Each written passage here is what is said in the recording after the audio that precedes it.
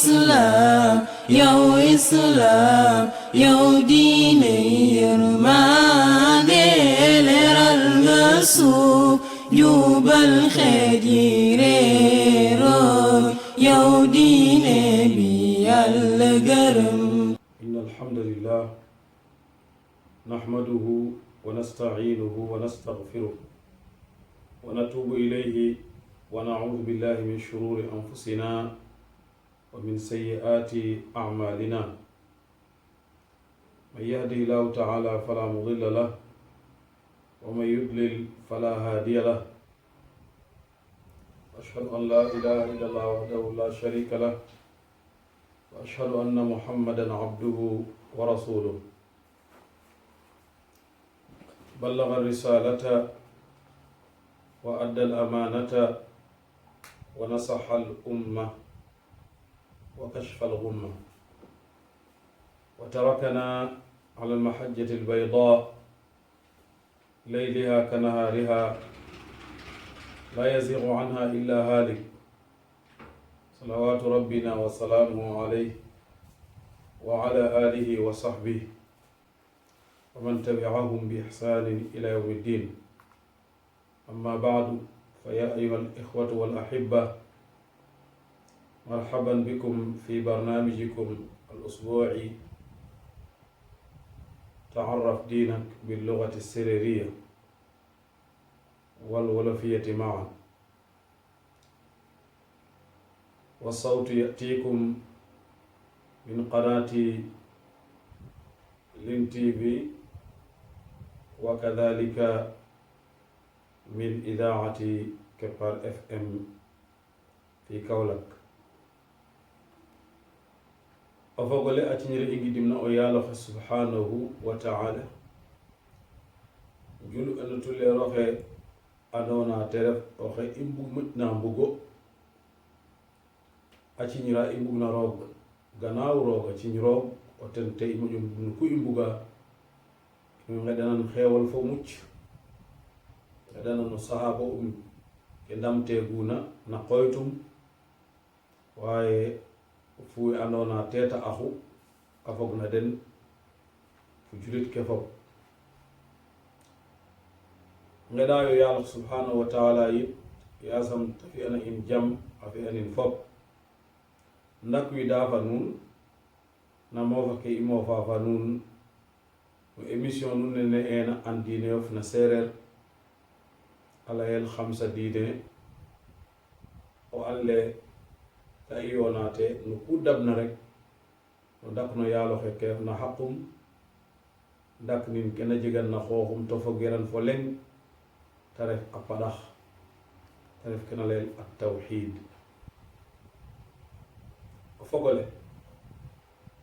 in we fa nuun no gomo yaaju o gomo njegu njiriñ ta ref at tawxiid. Yaal xam-xam mayu mbindoteena sunna fu yaal xam wo andu we adoox nayo wala we mbalak nayo xane koy kene ref ka o set in te refu ato akaga leng lalga dit leng na inoona alquran nana lalgantaye o humo senalul took lang ke xoyona wino dabta denta te refo woot no yaaloxe subhanahu wa taala. kono fogole o joxoñol etaan fa lalganita etaan al lalganit naye mbaɗax fa paɗax fa xeeta paɗax fop o len kuto ware fi ano ten te refu Yàlla subhanahu wa taala a jegay dalil ɗikander na garnate etaan nay a ɗaan yoon émission nana ji paafna o Yàlla xe laya ba'da a'udhu billahi min ash-shaytani rajim ولقد بعثنا في كل أمة رسولا أن يعبدوا الله واجتنبوا الطاغوت فمنهم من هدى الله ومنهم من حقت عليه الضلالة فسيروا في الأرض فانظروا كيف كان عاقبة المكذبين kono fogole ko yaalo helay wa laqad ba'athna ailul layyo fi kulli ummatin ndax xeetake fop no xeetoluga ona ili layyota rasulan o tuleer koy te refo xa roog a deyna waxyu to asimin ta fadan waxyu nang nu leerum nang na ta simin ta fada din nu waana lulunana den te ref o xeetum kon a layanga ye ilul dayo no xeeto lu ref no o tuleer kene kena tekit na te ref o xeet fo tuleerum wa ma arsalna min rasuli illa bi lisani qawmi kon o xeet fo tuleerum o tuleero xe rooga lul na koy ke rooga luluna ta war nu fadan nu waana luluna te ref o xeetum te ref layidene an yacbudullah mbaɗoox yo roog som kuune ena paɗax to paɗax o fogole ne cheikh l'islam taymiya a jangnituna te ref a pi'a fafalay fana andoona ye roogo simtun ka feeñnata fu ka feeñeernata waaw o an le xuuna fi'an o yaaloxe subhanahu wa ta'ala rek o taxo fi'an a pi'a kang na mbeeñna fa ka mbeeñeernata to yaaloxe simtin ngir a faɗoleero ten kang na te ref a paɗax kon a paɗaxa lu andoona ye te sharia a ne tu paɗax bo paɗaxa mbag rooga lu lay no xeeto lu refna o tuleer a layne layidene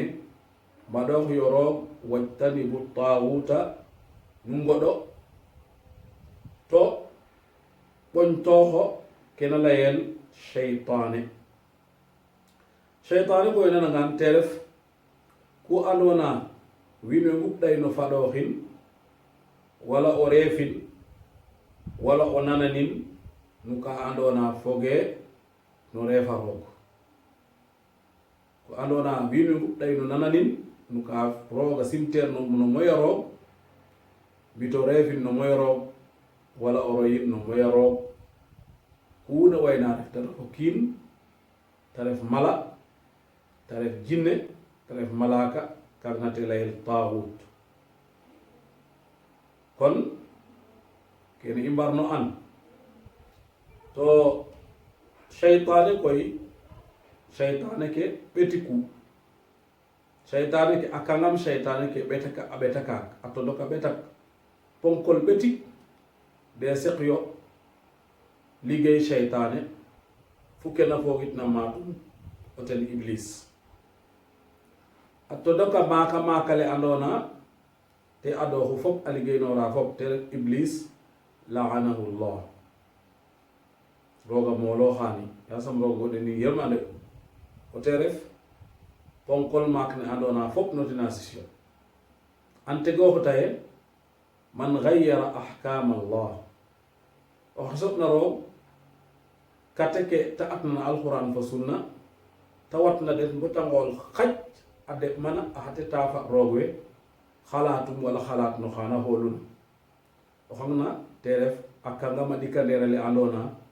a de sisuna iblis to ananayin iblis a liggéeynooran fo xume man xakama bi gayri ma anzala allah oxe soɓna oxena xate oora a xate taa ka refeerna ke rooga fudinna fo xume man daa ila ibadati nafsi oxe andoona ka ret bo xadna jeyin bota dam wiin we mbaɗooxaamo njigu ngidmes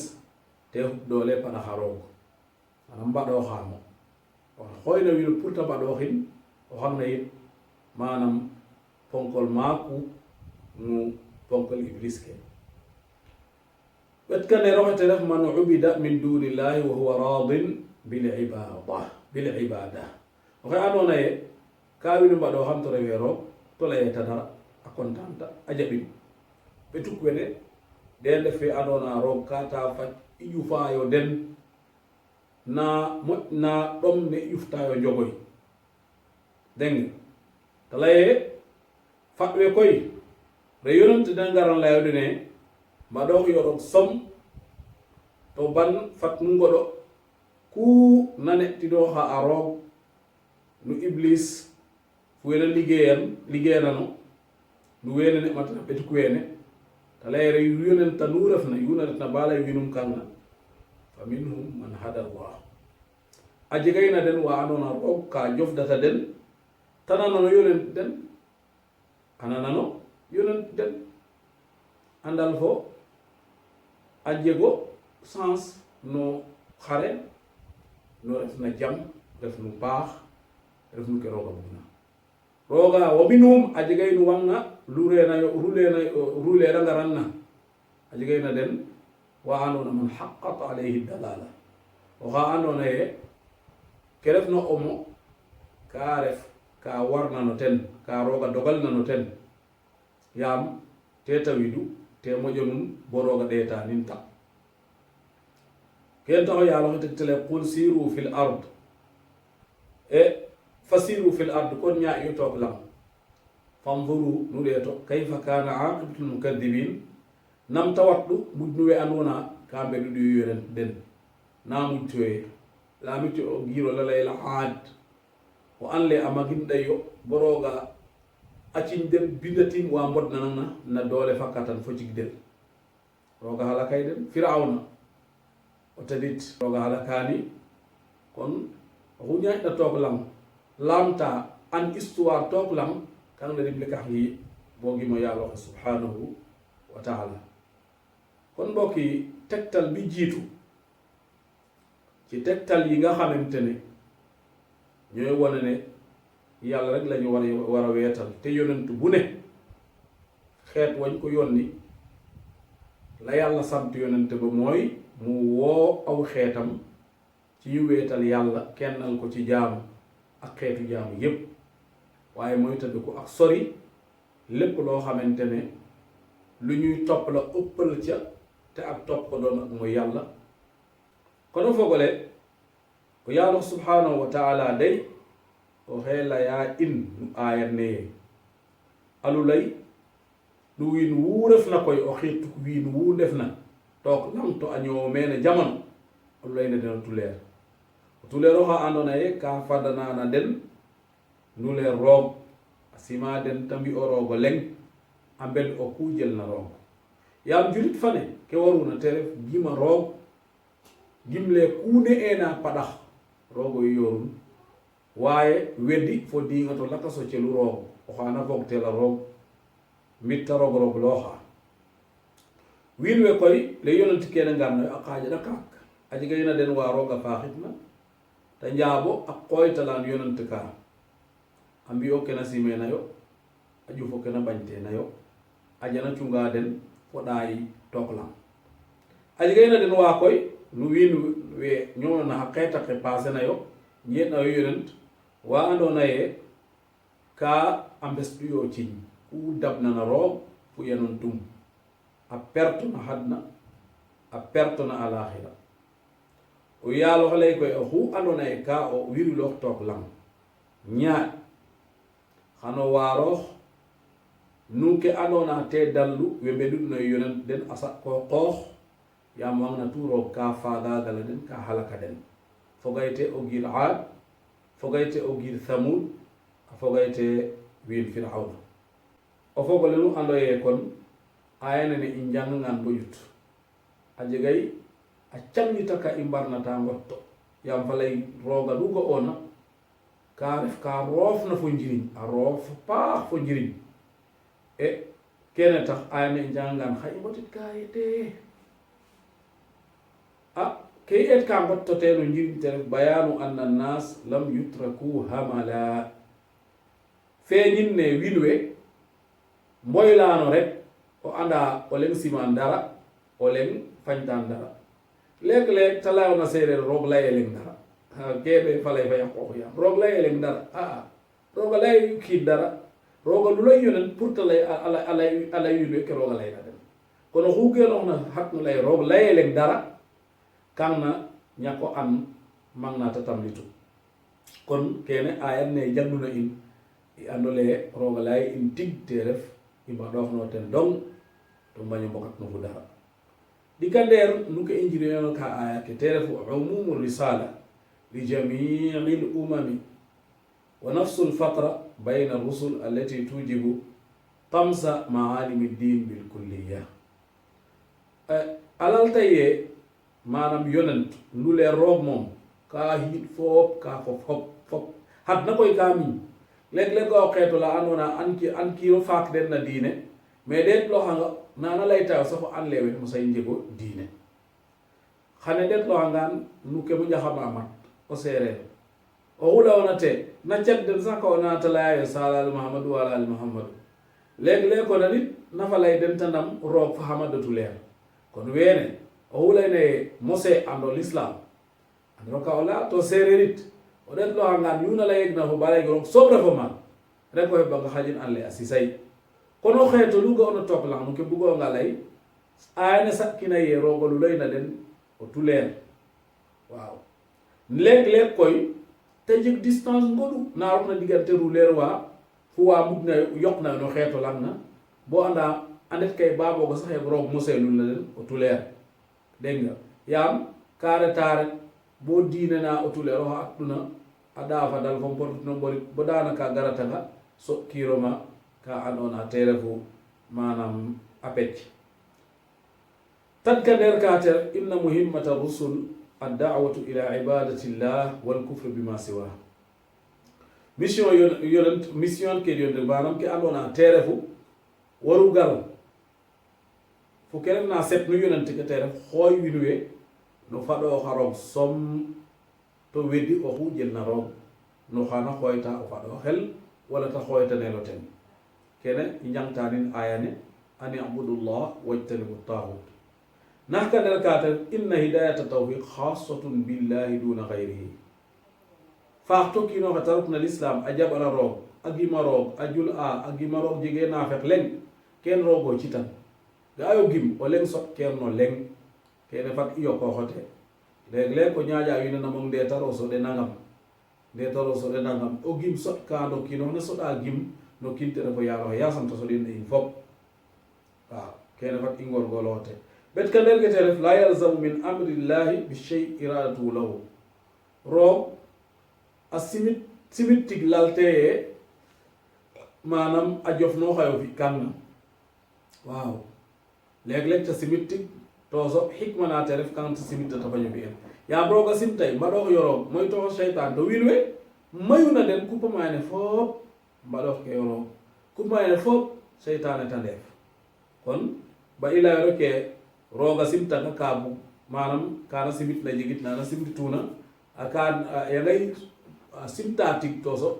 dogalum o guuta tin fu simit na wala dogalum a faño xiit simit na fop ina falaqna teten istihbabu siyaha li qasdi al-i'tibar wa tafakkur bi athari al-qurun al-ula abugay o kiinoxe fi'a genre tourisme manam ret na saaxa ke tukki yaam ka layo oxe tuk erna yu laqatoona foten rek wo toñun tukki a canga maakal école ma kunna andona xu sutona te rek mayu moqateran kono tuk anga ɓeer na saaxa kene andona yonenta ngarɗayma rooga halaka den bo ɗet manam athar taref manam a ngalakit ɗe rayo a peccala xanna a way fi no kiinoxe magnu a way fi no kiinoxe mayu kon aya manam nene i laynayo rapport um te jegul fa tawhide حيث دلت الآية الكريمة على أن العبادة لا تصلو إلا إذا كفر بما سواه كودنا با وور كآية فوقنا فلقون توحيد كنا وادين توحيد تيرفولي آية كالريتا وفادو خاروك سومدي waye soti waye jag fek wed iro xujel na roog pada xalanna fek o xofiro fi andona xujel na roog rek a pada xofa roog def ke pada xala rooga jaɓna kono fogole kene i mbarno ando paaxa N'oublie pas de vous abonner sur Lune TV puis partager. kono fogode we bug ma toroga tax sen na nene way nam yote way taw yodox to tawhid rek a yodox ka to sunna rek a yodox ka to ndigil rek a yodox ka to alquran rek a yodox ka to l'islam o yodox ka to nam yote in tansurullah yansurkum wa yuthabbit aqdamakum ko nun Abu Muhammad Abdul Karim ten day a abonné ay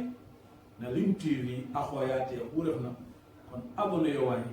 assalamu alaykum. N'oublie pas de vous abonner sur Lune TV puis partager. وقضى ربك ألا تعبدوا إلا إياه وبالوالدين إحسانا إما يبلغن عندك الكبر أحدهما أو كلاهما فلا تقل لهما أف ولا تنهرهما وقل لهما قولا كريما واخفض لهما جناح الذل من الرحمة وقل رب ارحمهما كما ربياني صغيرا. kon o fogole aya nene telef aya ɗika nder na la tayo somo wari faɗo roog ka simit ka a simit baƴut a toxit a banu mbaɗoxo oxa jeluna kono xu faɗoxna xa jelna roog rek woxe yaqana xooxof woxe gaña xooxof woxe halaka xooxof ɗaye hadna xane ke faɗoxo celu roog atan na in a taxay roog a fi hadna maagoleng win no xangon a taxay roog a lay ngeñ tagar a faagagal hadna a taxay roog a labin xa qeet a taxay xane i nga o a qeeta o paka andoona ye o leŋ mose anda den na jamano Ebola ne paafay corona virus covid-19 me te itoloxi yasam roog a yoɗanin fop to kene tout o ɗeetloxangaan ke sawabuna te ref reke ka i yafa roog ke roog layna ye wa ma qadarullah haqa qadrihi billahi te ref ndigil mayu na in ka yafa roog refe fop koy waaye mayu ka yafa roog raakina reta ret ba laye roog maɗum ka a miñ ka a ɓodax ka jafeñ kanga de wax dëgg yàlla foogee no jeg fa yar diggante fo yàlla kon ke rooga simit ɗuna no mbaɗax mayu ka maƴno wa bil walidayni ihsanan a nu mosano ndabit na way jur kon ke rooga setna o ɓiyonge diggantum fo ba te refu o mosan ndabit na way jur koy a ngay refa no fi ana den paax a ngay refa no ɓooɗoxa den liggéeyna den wiɗa o ngidim den to rooga tax a ngay refa no kuna soxlanayo no ka andona ka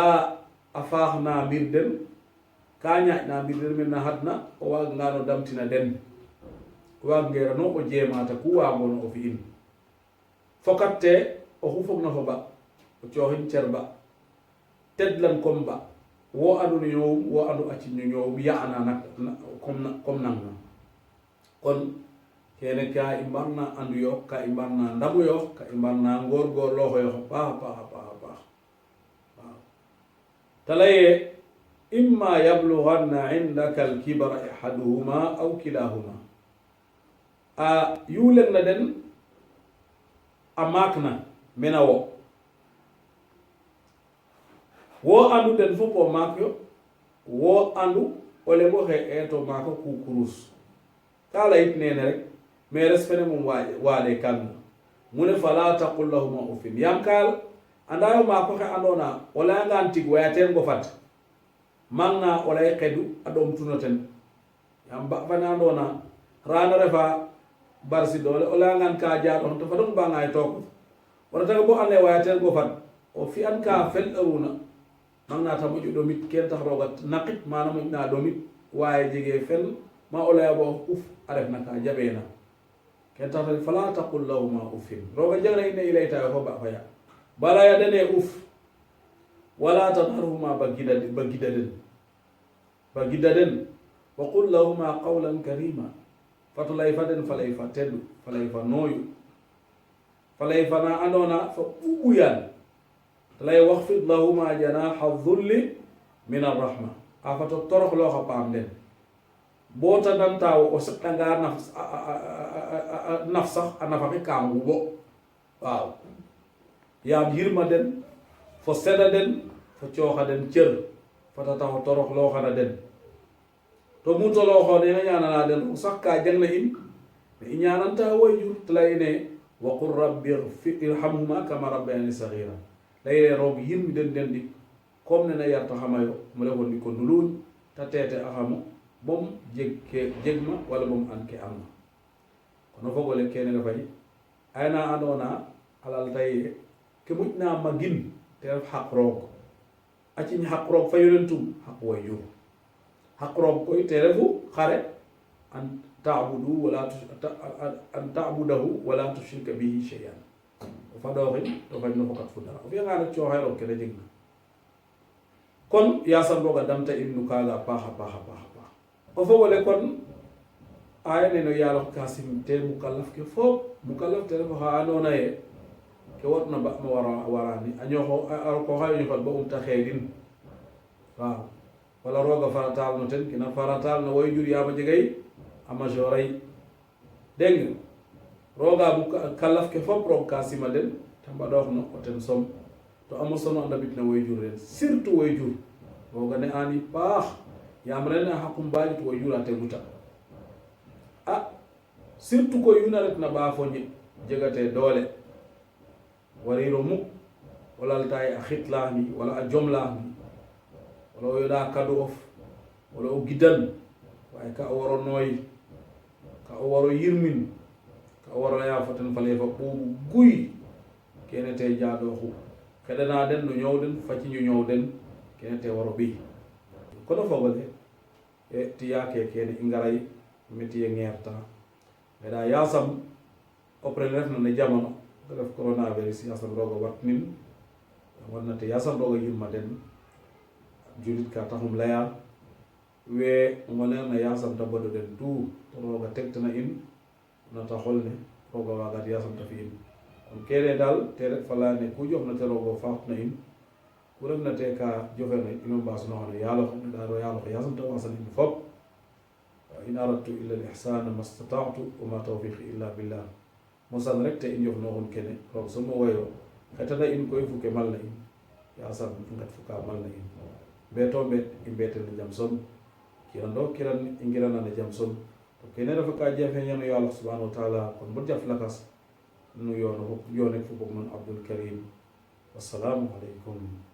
wa rahmatullahi wa barakatuh. Yow Islam,